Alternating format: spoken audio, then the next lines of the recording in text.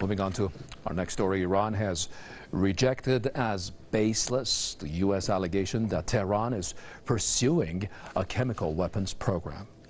Iran's foreign ministry spokesman says the accusation was leveled based on the U.S. hostility towards the Islamic Republic. Bahram Qasemi noted that the U.S. is the only member of the Organization for the Prohibition of Chemical Weapons, OPCW, that has not tried to destroy its chemical weapons stockpile.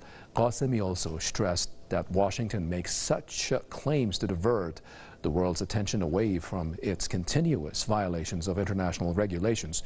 It was reacting to anti-Iran comments by the U.S. permanent representative to the OPCW. The United States has had long-standing concerns that Iran maintains a chemical weapons program that it failed to declare to the OPCW. The United States is also concerned that Iran is pursuing central nervous system acting chemicals for offensive purposes. Ward was speaking during a session at the OPCW headquarters in The Hague. Ward also accused Russia of maintaining a chemical weapons program. Many Iranians, mind you, are still suffering from the effects of chemical weapons used by former Iraqi dictator Saddam Hussein, who was backed by the United States and Europe during his 8-year war on Iran in the 1980s.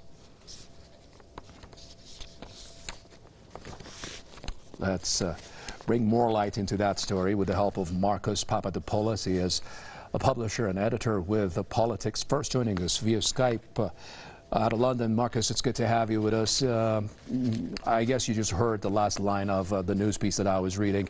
I'm just going to repeat that. Iran, as you know, is, if not the greatest, one of the greatest victims of the use of chemical weapons. What interests me is that where does that comment by the U.S. representative really stem from?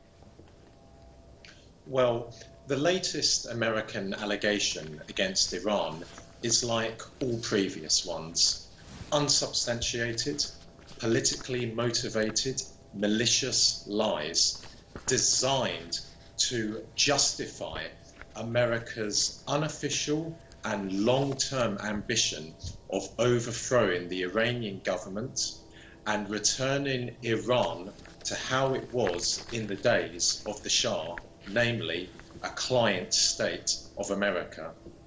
And I sincerely hope that the peoples of the world are clued up to American foreign policy and the way in which the Americans achieve their foreign policy objectives, because this recent allegation against Iran is no different to the allegations that the Americans made in Bosnia, in Kosovo, in Iraq, in Libya, and indeed in Syria. They are all completely fabrications designed to justify American interference and, even worse, intervention in the internal affairs of independent sovereign states. And I do believe that with Donald Trump in the White House, this gives an opportunity of a lifetime to those in Washington, D.C., who are absolutely determined to take decisive action against Iran. So I do believe that these are very worrying days. And as I said moments ago, I really hope that people in the world understand how America operates on the international scene.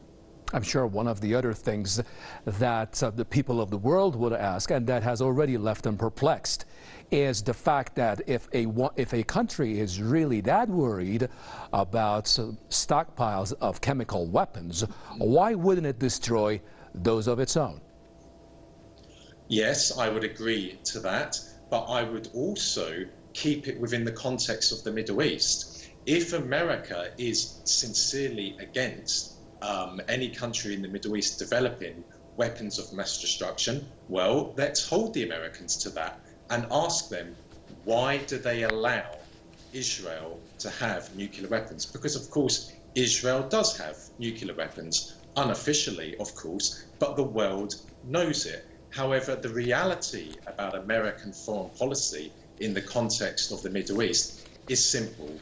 America will use any means necessary to ensure that it is the dominant outside force in the Middle East. And if that means invading countries, if that means supporting Wahhabist terrorist groups in countries, if that means allowing a country, namely Israel, to have weapons of mass destruction, nuclear weapons, then so be it. That is the true face of America when it comes not just to the Middle East, but to the world in general. And any argument put forward by American politicians, journalists, British politicians and journalists that America is sincerely committed to human rights, to democracy, to international law, to the UN Charter is absolutely ludicrous. That is a completely untenable argument. And they know it deep down. They know it. Those comments by Marcus Papadopoulos, publisher and editor with